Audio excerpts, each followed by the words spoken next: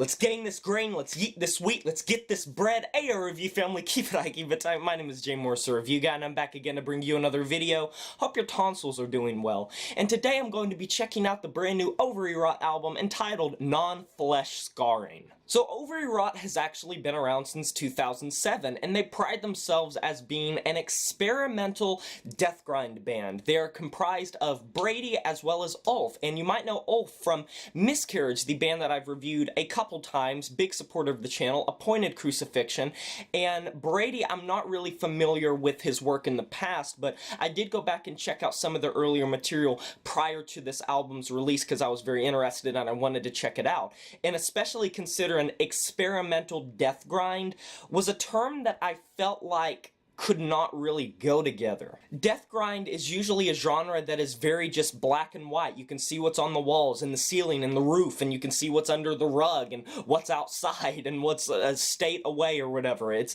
usually a genre that is very easy to just kind of get a grasp of and be like, oh yeah, this is Deathgrind. So experimental Deathgrind was a very interesting topic for me because I can't say I've heard much experimental Deathgrind, and that's a very idiosyncratic terminology right off the bat. And I'm gonna be honest, stepping into this Ovaryrot release, listening to it over and over, it's quite a long album, 17 tracks.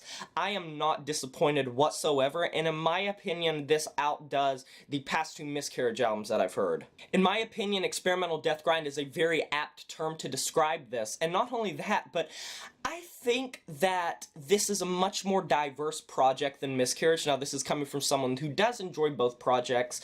This just feels more fleshed out, this feels more diverse, this feels like it's pulling from a major, lengthy list of influences. It feels like it's incorporating a lot more vocal styles, the riffage feels a lot more in-depth, the drum work feels a lot more ferocious, and of course, the one standout thing on this album that really does make this album for me are the synth passages. Provided by Brady, the synths on this album are completely sinister, but still maintain this creepy catchiness to them, and they add so much flavor, I cannot emphasize that enough, to the tracks that they do appear on, and they really just surprised me straight off the bat from Incessantly when they open up with this sinister synth passage. And when they come in at the end of the same track, it's like a swirling vortex where they're just so earwormy, and I don't understand how they can sound so just hellish and so noisy, but still maintain this creepy catchiness, kind of ethereal, ominous veneer to them. Hollow Vessels is like how can you make sound this disgusting in such a beautiful way? This features like these clean vocals that are very reverbed and they're very drowned out by the mix, but still audible, sometimes hard to make out what they're talking about, which there are lyrics of this album. I will talk about those in a bit. I do love the synths, once again. I mean, in my opinion, the rest of this album can fall into a bit of a pitfall when it comes to Deathgrind stereotypes and one-dimensional feel. Unfortunately, like a lot of different Deathgrind albums, in my personal opinion, the only nitpick that I can have is when it goes into the grind bits, when it goes into those grindcore bits where it's balls to the wall and it's such a flurry of sounds and noise and chaos. Although there is technicality and proficiency to it, it goes by in such a flash that you're just like, what did I just hear? And even with repeated listens, it can sometimes just be like throwing so much at the wall, like throwing a boulder at the wall and watching it crash through and trying to like pick up the pieces of the shattered wall and say, oh yeah, this part was right here. Oh yeah, this part was right here. No, a boulder just crashed through the wall and it's hard to figure out what went where. I'm not gonna lie, I pulled that analogy out of my ass, but it really does work with this album. I feel like the slower parts are really nice. I feel the same way about Miscarriage, as well as those synth passages, and specifically these vocals. The vocals are so diverse on this album. You get those ethereal, clean vocals, you get these grunterial growls, you get very gore grind, just like very like gore grind-esque vocals with that kind of watery, very distorted. You also get just standard growls, you get some shrieks, you get screams, kind of black metal-esque shrieks, and then you get this almost hardcore punk, just like just like really vibrant and exuberant performances, kind of like a hardcore punk album from like the 80s or 90s, or even current stuff if you take into account a band such as like an Idols. This album, I don't want to spoil too much on the lyrical front, but it really does boast some deep lyrics, like some really deep lyrics, and that's something that's rare. And I don't want to buy into the stereotype that a lot of these very, very extreme metal bands can't have good lyricism, because there are, like, some of my favorite bands when it comes to lyricism come from this scene, specifically the Deathgrind scene, such as Benighted and such as Cattle Decapitation.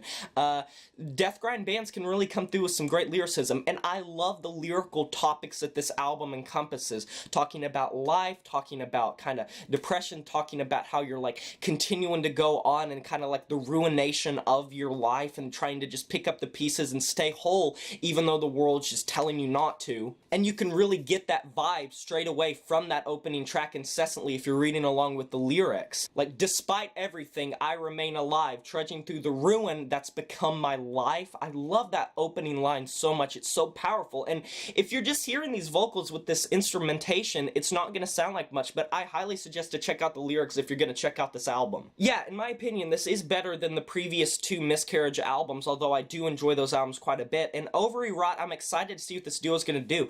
And when you take into account the bass, the drums, the guitar, the synths, the vocals, which they both do vocals on this album, it's impressive that two guys, this duo, are able to do so much. And that's one thing, is that duos can really do a lot of times, because they're very intimate. They're just like bouncing ideas off of each other, so I can understand how that works. But this is a great album. I highly suggest it for metal enthusiasts that are looking for some more experimental stuff, but still kind of want that gruesome, heavy brutality that comes from Deathgrind usually. Definitely check this album out. I highly suggest it. It really is a rip-roaring experience, a roller coaster of emotions, full of just heavy riffs, full of heavy drums, full of insane vocal structures, some great song topics, and of course those eerie, ominous synth passages that really pass through this entire album.